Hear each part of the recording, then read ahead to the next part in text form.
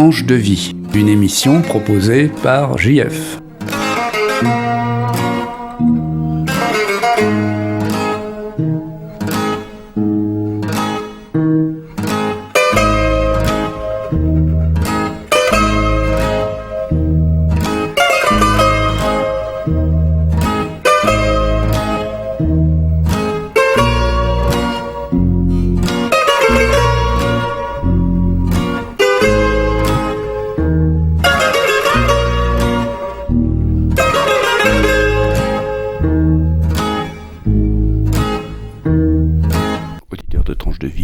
Je suis aujourd'hui avec une personne qui m'impressionne beaucoup. Il s'agit de M, une citoyenne américaine qui vit en France depuis plusieurs années et qui a consacré sa vie à plusieurs formes d'expression artistique dont elle va nous parler.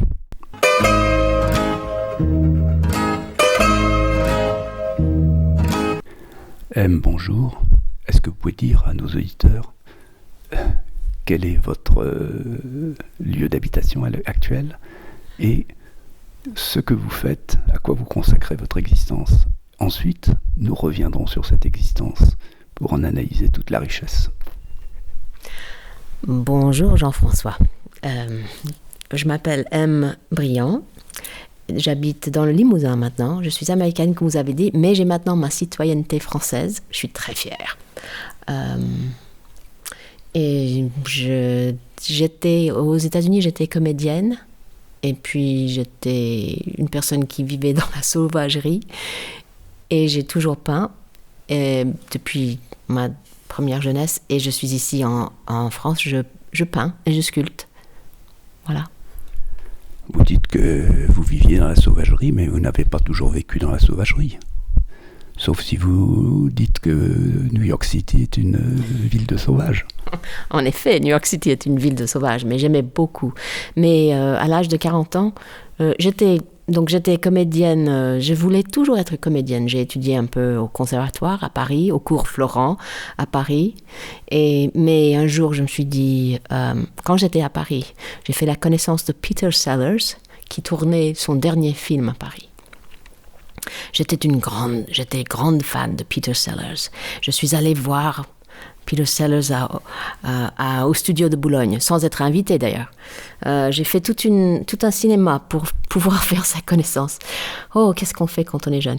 Mais en tout cas, mais après ce rencontre, je me suis dit, je ne connais Peter Sellers qu'à cause du cinéma. Donc il faudrait que je rentre, que je quitte la France et que j'aille à Hollywood pour faire du cinéma. Ce que j'ai fait, avec $50 et un Chevrolet de 1969. Très difficile. Et là, vous avez malgré tout réussi à percer à Hollywood ? J'ai pu percer, si on veut, après 8 ou 9 mois. Il y avait une émission qui était très célèbre, là, qui s'appelait MASH, émission de télé. Et il cherchait une Française, en fait, et mon agent, un tout petit agent minable, et moi j'étais personne, j'avais un CV avec des trucs inventés parce que j'avais rien fait, mais mon agent, mon téléphone, il cherche une Française pour cette émission. Alors on a décidé, ou moi j'ai décidé je pense, que je ferais semblant d'être une vraie Française. Je livrerais ma photo au studio, 20th Century Fox, et en parlant français.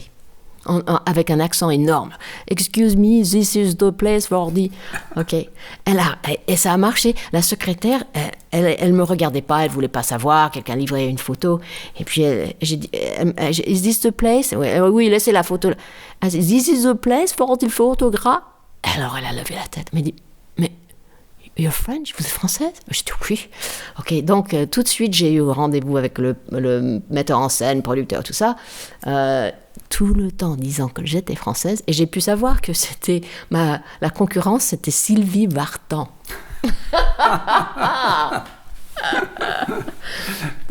Non, mais ça, c'est vraiment extraordinaire ce que vous êtes en train de nous raconter là. Alors, d'abord la concurrence avec Sylvie Vartan, et puis surtout cette rencontre avec Peter Sellers, et le fait que vous ayez participé à cette fameuse série MASH qui a eu tant de succès et qui a donné naissance au film d'Altman. Non, vice-versa. Le film était d'abord, et puis l'émission après. La série est antérieure. Non, elle est postérieure au film Manhattan. C'est le film Manhattan qui a été tourné, je crois, dans les années 70, début de... Je sais pas, oui, peut-être bien. Et alors, vraiment, la série est très, très, très amusante aussi. Il va falloir que je la revoie pour essayer de repérer la française, alors. Une seule épisode. Mais oui, donc... Bon, alors, cette expérience hollywoodienne, comment elle s'est prolongée et éventuellement terminée? Non, j'ai tourné l'épisode tout le temps faisant semblant d'être française. Je me souviens, on commençait à tourner une fois à 4 heures du matin. Quelqu'un m'a demandé si je voulais un café. J'ai dit, you bet I'd like a coffee. Oh mon Dieu. Et puis heureusement, la personne avait autant sommeil que moi. Donc ça s'est bien passé. C'est des progrès en anglais. Mais il y avait le star, la vedette Alan Alda, il avait des soupçons. Il se disait qu'il y avait quelque chose qui ne tournait pas rond. Il me demandait les paroles de la Marseillaise. Il faisait des trucs pour savoir. En tout cas, donc ça s'est bien passé. J'ai avoué tout à la fin. Mais je me suis rendu compte tout de suite après que Hollywood, c'était pas pour moi. J'aimais bien MASH, mais je n'aimais pas Los Angeles du tout. Je me suis dit, il faut que je sorte d'ici. Il faut que je quitte. Je vais trouver un moyen. Je me suis présentée pour les grandes écoles de drama, de théâtre, Juilliard, New York University et l'autre, Yale. J'étais acceptée à plusieurs, mais c'était Juilliard à New York City. Voilà. Donc là, vous êtes rentrée à l'école Juilliard, oui. Et c'est là que vous avez continué à apprendre votre métier de comédienne. Voilà. J'ai passé trop longtemps là-bas, je pense. Mais c'était 4 ans, donc voilà. Je suis sortie un peu âgée. J'ai eu ma carrière m'a beaucoup plu, c'était très très bien. Dès le début, j'ai gagné ma vie.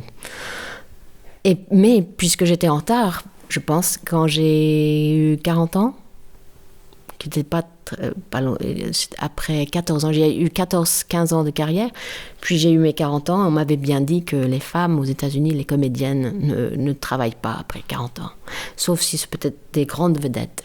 Julia Roberts ou quelque chose. Mais malgré tout, ces 14 ans, ces quelques 14 ans pendant lesquels vous avez fait votre carrière de comédienne, principalement dans le théâtre à New York City, ça a été quand même quelque chose d'exceptionnellement enrichissant pour vous, j'imagine. Oui.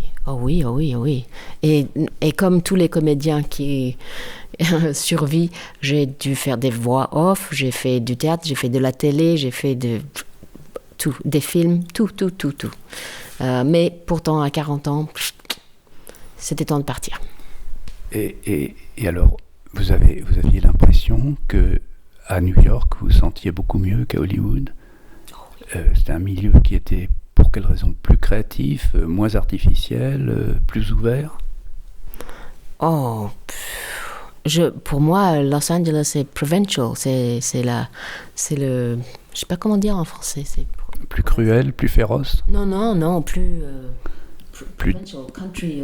C'est pas très... c'est pas sophistiqué, mais pas sophistiqué. Mais c'est plutôt... Un peu brutal, peut-être? Peut-être c'est le mot. Oui, il y a le côté brutal, mais aussi les gens ne réfléchissent pas beaucoup, c'est superficiel. Voilà. Terre à terre, matérialiste. Ok, tout ça, oui. Beaucoup moins à New York, il y a les musées, mais surtout on peut aller partout à pied, que j'aimais beaucoup. J'adore marcher, donc à New York on peut marcher. À Los Angeles, il n'y a même presque pas de trottoir. Donc voilà. Donc vous étiez, bon, si on peut essayer de résumer, vous étiez dans une ambiance plus intellectuelle, oui, qui convenait mieux à vos attentes à New York. Oui, tout à fait, oui, bien. Et puis j'étais plus proche de Paris, je pouvais aller dans 6 heures de vol à Paris, visiter mes amis ou simplement la ville elle-même. Donc c'était très bien pour moi. Pourtant, les 40 ans sont venus et une émission dans laquelle je jouais, un très beau rôle, très belle émission, était décommandée, annulée tout d'un coup, et c'était le moment donc de partir. Vous avez pris cette décision brutalement ou elle a été mûrie On m'avait dit, Marsha Mason surtout, je me souviens, mais toutes les femmes un peu plus âgées m'avaient dit, c'est plus la peine de continuer après 40 ans, faites une pause de 20 ans et revenez jouer les grands-mères. Tiens. Alors, vous avez fait votre valise et vous avez décidé de faire une pause. Oui. Comment ça s'est passé, ça? Très très bien. J'étais élevée en partie à Paris et en partie au Nouveau-Mexique. Nouveau-Mexique, cowboy, indien, une géographie absolument splendide. Je me suis dit, et j'avais eu, à ce moment-là, j'avais toujours, mon père était là et ma grande tante qui avait, je sais pas, et très âgée. Et donc je me suis dit, tiens, où je vais aller être utile pour elle. Et puis voir mon père plus souvent, et je peux faire mes voix off, donc pour les publicités, de loin, via Internet. Donc c'est ce que j'ai fait. Mais quand je suis partie, il y avait un festival, ils m'ont demandé de participer à un festival à Santa Fe, ma ville, et je me suis dit, en même temps, je vais chercher une maison à acheter. Et en même temps, cette visite-là, le jour que je suis arrivée, j'ai trouver l'homme de ma vie, mon grand amour, voilà.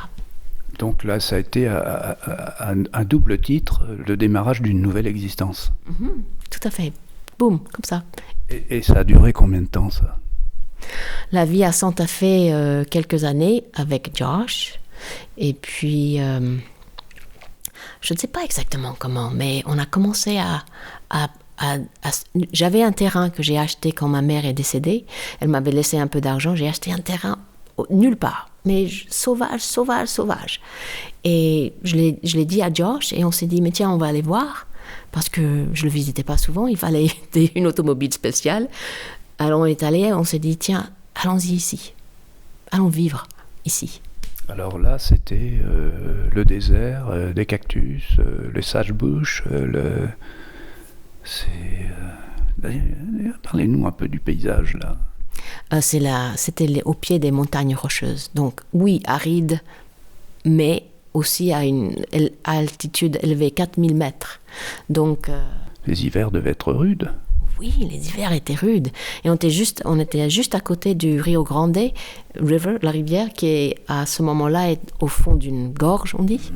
Ah, mon Dieu, presque, je ne sais pas comment dire. Un canyon.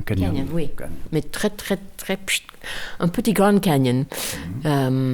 Et donc, oui, les hivers sont rudes, il fait chaud l'été, mais c'était très bien. On était dans un endroit avec beaucoup d'arbres, de pignons, de juniper, cèdre et pignons, je ne sais pas comment dire. Oui, les pins à pignons. Et ça, sur 330 hectares? Oui, c'est ça. 330 hectares, oui, c'est ça. Et on a George Bush, le petit, était président. Il allait tuer 50% plus de mustangs sauvages pour faire place à l'élevage bovin, je sais pas, bovin. Et donc on s'est dit, tiens, aussi on va adopter des mustangs puisqu'on a de la place, ce qu'on a fait. Et on les a débourrés nous-mêmes. Pour contrarier George Bush. Mais quand vous dites George Bush le Petit, vous parlez comme Victor Hugo quand il parlait de Napoléon le Petit? Oui, je parle des deux. C'est le fils et c'est le petit. Oui. Il nous a beaucoup inspiré, ce monsieur. Alors vous débourriez les Mustangs. Ça va pas être facile, ça. Non. On l'avait jamais fait avant. On était des fous. Et on était si loin, même d'une route. On était à... Mon Dieu, 30 km d'une route bétonnée. Et cette route bétonnée était à encore 30 km de l'hôpital.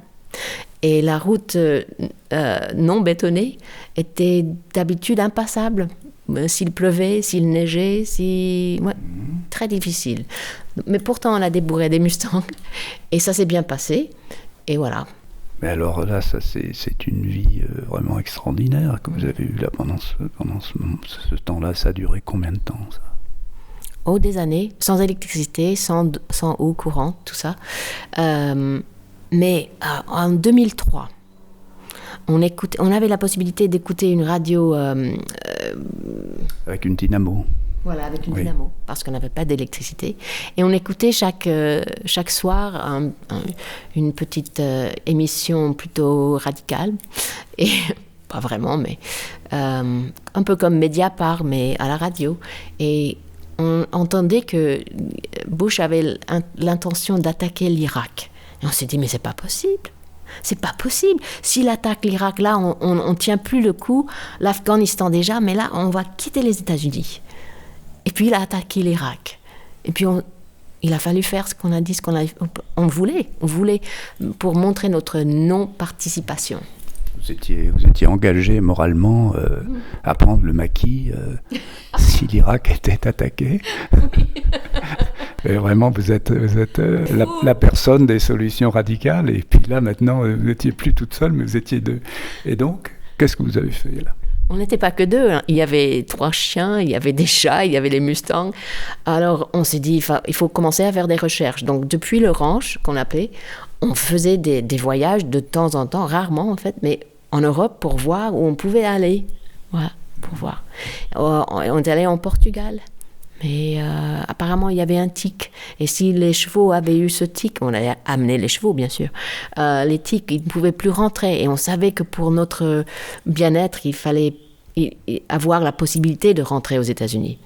Donc, c'était fini le Portugal. Et on continuait comme ça. Et éventuellement, on a vu que c'était la France. Il fallait venir en France. D'accord. À cause de l'absence d'éthique? Voilà, parfait. Non, non, parce que d'abord, je parlais français. Josh aimait beaucoup la France. Et la seule raison, c'était notre première pensée, la France. Mais on s'est dit, c'est sûrement trop cher ou trop difficile. Trop de bureaucratie, trop de... Voilà. Mais après avoir... Et tous les clichés, quoi. Tous les clichés. Oui. Et en fait, c'était assez difficile, mais c'était pas du tout impossible. Et donc, on l'a fait. Alors, la France, comme ça, radicalement, avec toute la ménagerie. Et pourquoi dans l'endroit où vous vous trouvez aujourd'hui, est-ce que ça a été le seul endroit ou bien est-ce que vous êtes arrivé à l'endroit où vous êtes maintenant et vous y êtes resté? Est-ce que vous avez essayé plusieurs endroits en France? Oh que non. On n'est pas mobile avec tous ces animaux. Et... non, on a quitté le ranch pour venir, on avait 8 jours, je pense, pour trouver une maison et l'acheter. Ce qu'on a fait. Et la seule condition, c'est qu'il y avait une prairie pour les chevaux et que la maison soit habitable immédiatement. Et c'était au moment où les Anglais achetaient le plus de maisons avec prairie. Donc c'était très difficile. Mais on a découvert le Limousin par Internet depuis le ranch. Et on s'est dit, ok, c'est le Limousin, on a choisi 10 maisons, on a fait des rendez-vous, et puis c'était la dernière maison, heureusement. Voilà, donc alors moi je retiens que vous avez été, comme moi, une victime de l'engouement des Anglais pour la France, à cette époque, et puis que le choix que vous avez fait, ça a été le bon choix, puisque vous y êtes resté. Ah oui. Mm-hmm. Alors, on va parler, si vous voulez, un petit peu de votre vie dans le Limousin. Vous allez me dire si elle est moins dure qu'au Nouveau-Mexique, si elle est plus dure à certains égards. Et puis ensuite, j'aimerais bien qu'on passe à vos autres passions, parce que vous en avez d'autres. Ok. La vie dans le Limousin. La vie dans le Limousin. Le plus grand changement, c'est pas du tout difficile, c'est une belle vie, c'est une vie magnifique, ça dépasse ce qu'on aurait pu vouloir ou imaginer. Mais le plus grand changement pour nous, c'est qu'étant américain à fond, je veux dire vraiment de vrais Américains, on avait cet esprit d'indépendance et dans l'isolation. On voulait bien être isolé dans la sauvagerie. On a trouvé ça, ce sentiment vraiment d'être seul, solitaire, le pionnier, cow-boy, tout ça. Et là, on était dans un petit hameau avec 50 maisons et des voisins, même un voisin attenant. Les granges étaient attenantes. C'était la folie. 50 maisons, mais c'est pas un hameau, c'est un village, c'est un bourg. Nous n'avons pas d'église, donc c'est toujours un hameau, mais tout juste. Ah bon? Oui. Oui. Enfin, quand même, passer de 300 hectares Nouveau-Mexique dans un hameau de 50 granges dans le Limousin, ça doit faire drôle. Oui, ça fait drôle. Mais c'est ce qu'il faut découvrir, et c'est énorme pour certains Américains comme nous, c'est la solidarité. C'est la communauté. Trouver comment survivre et ne rien perdre, mais plutôt trouver ce qui peut ce que les voisins peuvent ajouter à une vie sans sacrifier ce sentiment d'être des individus. C'était très fascinant. Et heureusement, notre voisin le plus proche, Maurice, qui a 94 ans, est une sorte de Bouddha pour nous. Il est sage, il est merveilleux. Alors Maurice est devenu votre gourou, et si je vous ai bien compris, vous avez été accueilli dans des conditions qui vous ont satisfait. Oh, vous avez été bien accueilli. Oui. Pas rejeté comme des étrangers. Non. Non, c'est assez étonnant et c'est très touchant. Très bien accueillis. Même, je vois tous les Anglais qui nous entourent sont aussi très bien accueillis. Ça m'étonne plus parce il y en a tant, il y a assez d'Anglais que je pourrais voir. Aux États-Unis, on pourrait développer un préjugé. Mais non, très très bien réussi. Et même accueillis. Et même, c'est peut-être mieux d'être un étranger ici parce que les gens vous parlent et vous disent des choses parce qu'ils pensent que... Comment expliquer ça? Mais je trouve que c'est bien. Je suis très bien étrangère ici. C'est vrai qu'à la campagne, en France, souvent les gens vous saluent et parlent volontiers avec vous. Ça, c'est un des côtés agréables, je crois, de notre pays. Je ne sais pas si c'est le cas dans toutes les régions, mais dans le Limousin, vos animaux se sont plus. Oui, sauf qu'il faut faire attention que les chevaux ne mangent pas trop d'herbe. Oui. Mm-hmm. Sinon, ils risquent les fourbures. Oui. Donc, vous êtes obligé de les... Mais vous continuez à monter vos chevaux d'importation? Non, je ne monte plus. J'ai eu un accident de cheval, je me suis cassé le dos. Merci à la France pour l'hélicoptère qui est venu me chercher pour m'amener à l'hôpital. C'était fantastique. Aux États-Unis, ça aurait... J'étais en train de tomber, j'étais dans l'air, au-dessus du cheval, j'étais en train de tomber, je savais que ça allait mal se passer et je me disais, tant mieux que nous ne soyons pas aux États-Unis parce qu'aux États-Unis, ça aurait été la fin de notre vie financière. La fin. Ça aurait coûté à peu près 3/4 d'un million de dollars pour que voilà. Mais soigner correctement. Et ils n'auraient pas fait sans la carte de crédit non plus. Personne ne serait venu. Donc... Oublions ces aspects, la vie aux États-Unis qui ont certes leur importance. Et maintenant, venons-en à votre autre passion, une de vos autres passions, qui est la création manuelle, la création artistique. Alors, depuis quand et comment s'exprime-t-elle? Depuis toujours, depuis ma jeunesse et c'est surtout la peinture, mais j'essaye de sculpter aussi. Je ne peux pas passer une journée sans dessiner ou quelque chose. C'est sûrement la faute de ma mère, mais et en ce moment, je suis en train de créer un éléphant grandeur nature pour une association qui va recevoir les éléphants à la retraite en Limousin. Voilà, donc ça m'a pris des mois et des mois et des mois. Ça m'intéresse beaucoup pourtant et je suis pas trop triste du résultat, mais c'était dur. Ça alors, c'est une sculpture que vous faites pour cette association. Une association qui va recevoir les éléphants à la retraite, des éléphants des zoos, des cirques, des choses comme ça. Des zoos et des cirques, parce que beaucoup de pays maintenant en Europe défendent, they prohibit the use. Oui, ils interdisent le dans les cirques. Oui, donc bien sûr. On peut faire avec tous ces éléphants-là. On ne peut pas les transporter jusqu'où ils viennent. Bien sûr. Voilà. De toute façon, ils ne pourraient pas se réadapter. Ouais. Alors, bon, mais ça, c'est une création énorme. Mais est-ce que vous pouvez nous dire en 2 mots en quoi vous avez fait ça En blood, sweat and tears.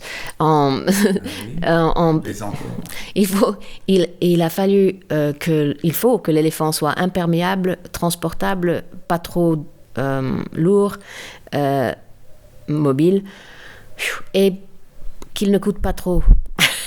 Avec tout ça, je l'ai fait, l'éléphant, l'armature est en isolation, rigide.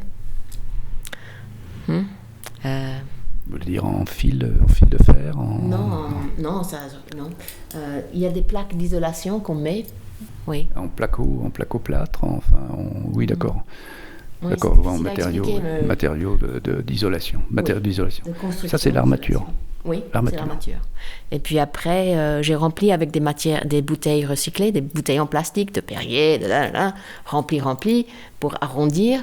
Et puis après, j'ai enrubanné avec... Non, il y a une peau de membrane qu'on met sous le ciment.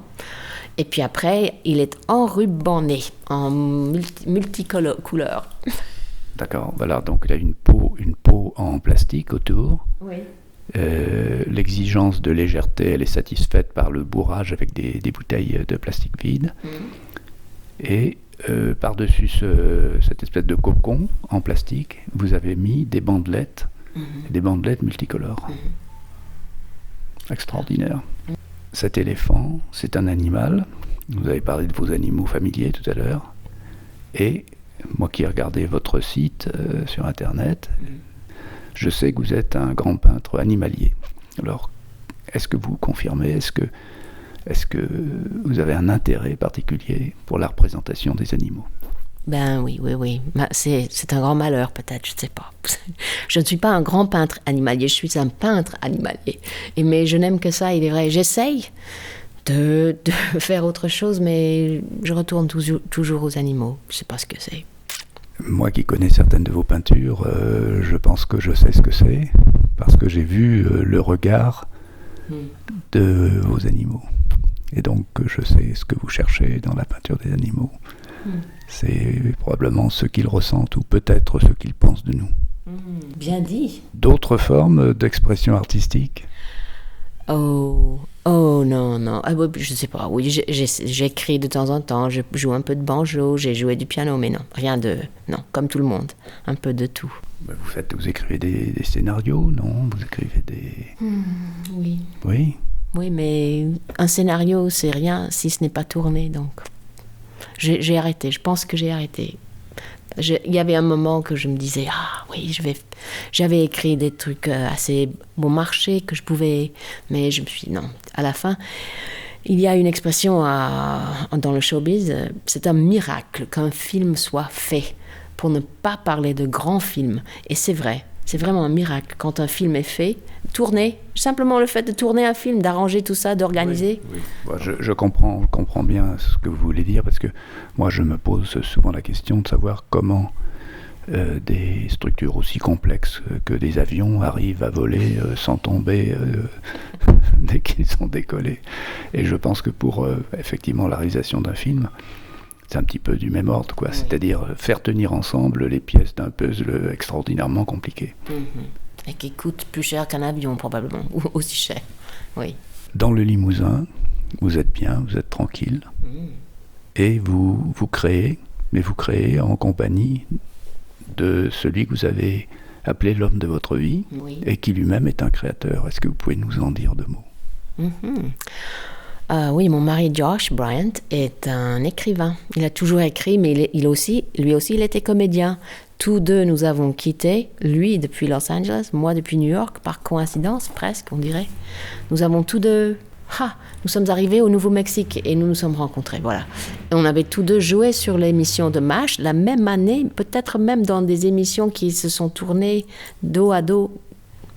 Mais voilà, on a fait connaissance et il écrit, et il a toujours écrit, et il vient d'éditer son livre qui s'appelle The Hard Way Up. Donc vous avez rencontré Josh sur le plateau de MASH. Non, j'aurais pu. Vous auriez pu, parce qu'il participait à d'autres scènes, au tournage d'autres scènes, d'autres épisodes. Voilà. Autre chose à ajouter sur le Limousin. Que c'était un grand plaisir de faire votre connaissance, voilà. Vous êtes très gentil, merci beaucoup M. J'encourage les auditeurs à aller sur votre site M. Cléo Bryant avec un Y. Oui, c'est ça.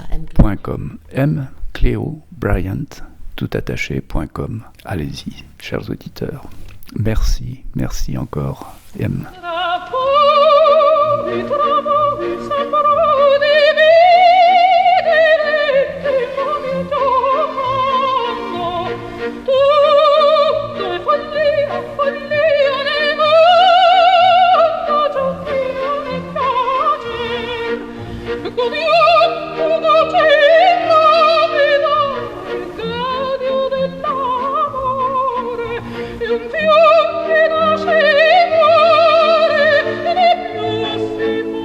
C'était Tranche de vie, une émission proposée par Jean-François.